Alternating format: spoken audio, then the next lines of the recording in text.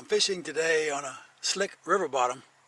You gotta have these boots with the metal studs in the bottom or you'll go for a spin. I think they're tungsten carbide. Anyway, they're stout. These are my corkers. No laces. It's a wind-up system. I'm fishing today, excuse me, I'm fishing today with a fly line called Rio Camo Lux. Got different patterns in it. Kind of matches the river bottom. About a 3-foot leader and a 12-15 inch tippet. I like the Rio because a lot of people make it. It's a intermediate sinking, 1 inch per second. A lot of people make it, but Rio makes them in down to full weight and 3 weight, so you can have as many as you want. It sinks 1 inch per second, so I'll be fishing in about 3 feet of water. I let it sink for about 30 seconds and then I'm on the bottom. I'm going to fish with this Haida creek crawler. It rides along the river bottom, hook up, so it doesn't snag on the rocks. And it's a good thing about it is if you hook a fish, you'll get it in the roof of the mouth where it's softer and not likely to jump off. That's the theory anyway.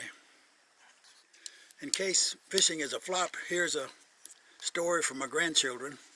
I made this hexagonal fly rod case for my bamboo rod. It's red oak and walnut. I got the red oak at Lowe's. The walnut's where the story lies.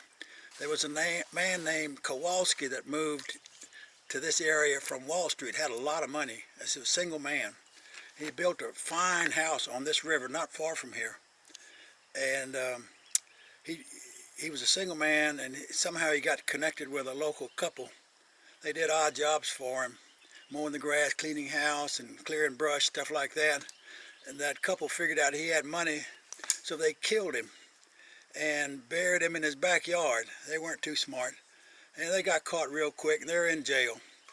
But the rest of the story is the man had a fine house with real fine furnishings and finish, and he had walnut baseboards.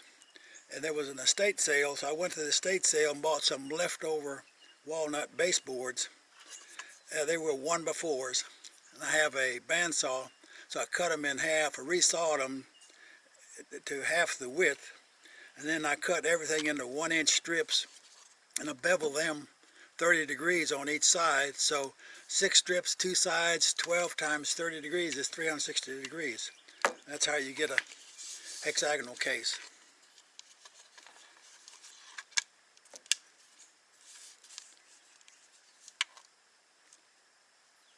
Off on another adventure. I'm on the South Fork of the Guadalupe River around the Lynx Haven crossing. Today is Thursday, September 20th, give or take. I think fall is Saturday. These weeds are as tall as I am. That's the Guadalupe River right there. The whole shooting match.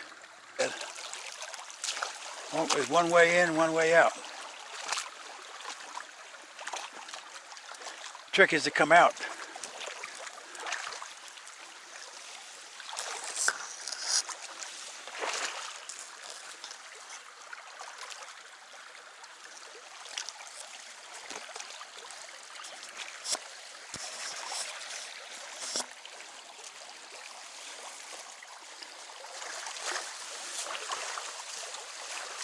For my granddaughter Mallory and Brindley, just up the road from Camp Mystic. Well, that didn't work. It's kind of cloudy. And I'm sight fishing, and the water's a little murky. Somebody up the river is maybe working on the road or something. Not good for sight fishing. Plan B. Plan B.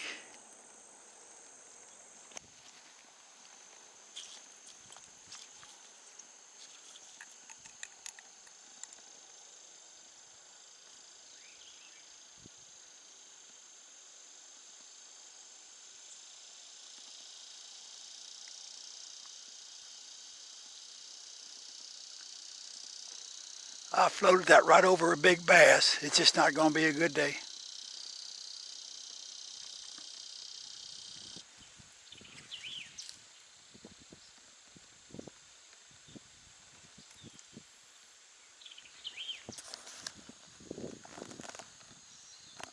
Here comes a catfish right to my feet.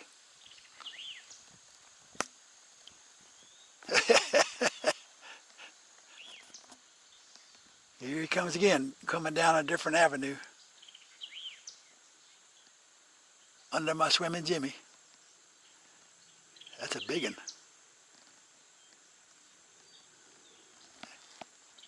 Well, I'm going to call it a day. It just wasn't a good outing. Weather didn't cooperate. It's cloudy and not good for sight fishing. Water's a little murky, off-colored. Somebody's working on the road up ahead. One of the problems we have is we're in a drought in the first place, and somebody's bush hogged right down to the water edge. That's not good for fishing, but that's progress. You have to deal with it. It's not going to get any better. Thanks for watching. There's probably some good things on Netflix.